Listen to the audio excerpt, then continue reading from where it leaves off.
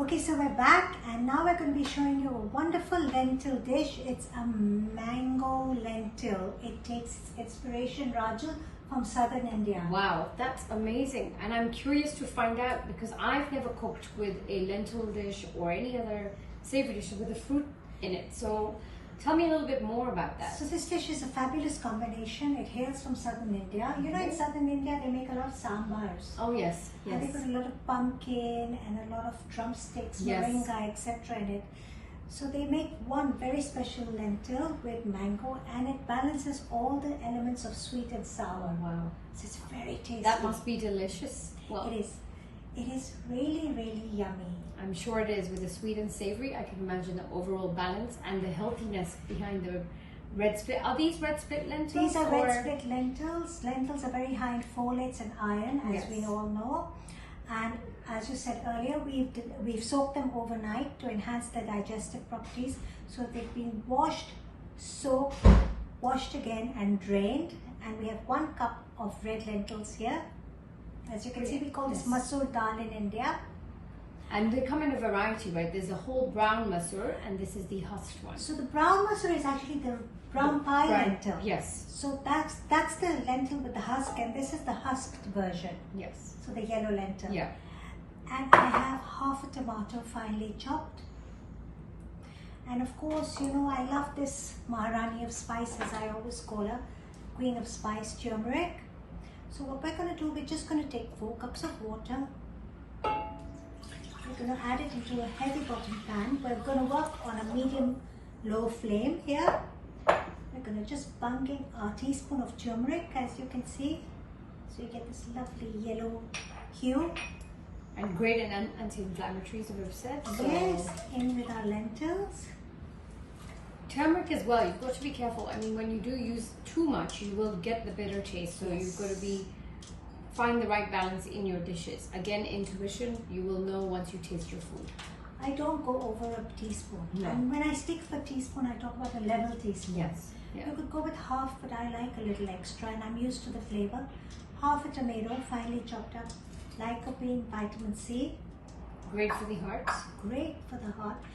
And we're just going to allow this to simmer up for about half an hour till it's all soft and it comes together and it's mushy and it's whole. And then we're going to use a technique called tadka or tempering. But before that, we'll add the mango into it. So give us half an hour and we'll be back. Looking forward to it. That would be great. So we're going to allow this to simmer. Oh wow, Seema, this has got a beautiful aroma. You can see it's been stewing for the last half an hour or so. And 30 to 40 minutes, Yes. you could say. Yes. Depends how, you know, it depends on how thick a lentil soup you want. I like to have mine a little runny. If it's all come together, it's all cooked to a tender. The consistency, I mean, the lentils have sort of boiled down a bit, so they are a little bit, they're still intact, but there's a little bit mushy as well. So it depends, like you said, how you want it, whether you want it thoroughly overcooked or in between. I love a nutty lentil. Yes, I think that balances out, especially with the mango. I think that would completely perfect it in that sense. Now the secret to this dal is you add in half to whole mango and you add in the seed. So let's go in with the seed I used to remember as a young girl and the mango. sucking up on the mango, the actual Oh, seed of it. the gutli. That was, yes, the nicest part of it. The nicest part of it. And now this is going to come to a simmer again for around another 5 to 8 minutes, just to get those flavors to infuse into your dal. And then we're going to come to the best part, which is the tadka or the tempering, a technique used in almost every Indian kitchen. I'll show you how to do it. In the meantime, stay tuned. I'm looking forward to it because I'd love to see the benefits as well of the spices that you're using and how awesome it's going to be in Just this see the dal. smell coming up. You can smell the mango. It's really nice. You can just smell, oh, it just reminds me of just home cooking. It's just beautiful. I know. You know, we had mango trees in Kenya. Yes, we And we do. had a long drive. Uh-huh. And we used to get these small The green baby raw mangoes. mangoes Yes, by the baskets full. completely. It's just lovely when you just grab one of them and then you sort of sucking on it as well. It's just beautiful. So traditionally in southern India they would use a raw mango for this dal, but my take on it is to use a ripe mango because I feel it just balances out that sour and brings it that sweetness. In many homes you'll find that they'll add jaggery into their dals. You don't need to do it here. You've got the fruit in it and you've got that perfect balance. That's true. Yeah. So once again, stay tuned and we'll be right back. Okay, Rajul, you can see our lentils are all done. They look beautiful. I love the texture of the way it's been cooked. So I like them a little soupy and a little Yes. nutty. Some of you might like them a more creamy and thicker.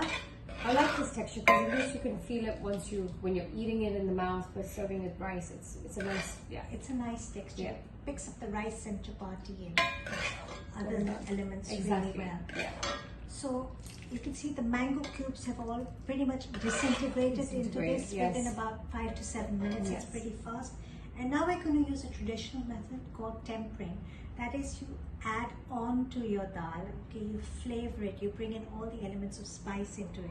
So we're going to work with mustard seeds, which are very high in selenium, which are great for inflammation. Again, we have cumin seeds, which are great for your digestion. Now there's one very unique spice that I want to tell you about here, is curry leaves. Oh, curry leaf is also. They are so good for you. Good Some solutions. schools of thought suggest that they're blood cleansers Yes. and they're also good for regulating your blood sugars. Yeah. And then of course we have the heat from the Kashmiri chilies.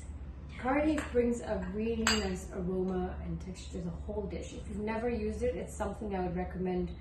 Try experimenting and use it. It does bring it really to a nice balance. It brings a whole new element, Yes. a whole new flavor. So if you're vegan, you can substitute this recipe with avocado oil or Rapeseed oil. We're using ghee. Today. Yeah. And ghee is a really Healthy good fat. You know, a lot of people sort of are skeptical. Shall we not use the ghee? Maybe olive oil is better, but I'm always a firm believer of use the good fats. Olive oil, if you heat it too much, it does really turn into not a great fat. So ghee has a high burning point and it's healthy and it really rounds the dish off. You will find the creaminess and the aroma from that and the fatness from it. A lot of richness into the Yes, dish. it does. So you're going to melt this down. Now we always start with the mustard seeds first because the mustard seeds tend to cook a lot longer than the cumin. Yes. Or the cumin cooks quicker than the mustard. Okay, so we're going to melt this ghee up.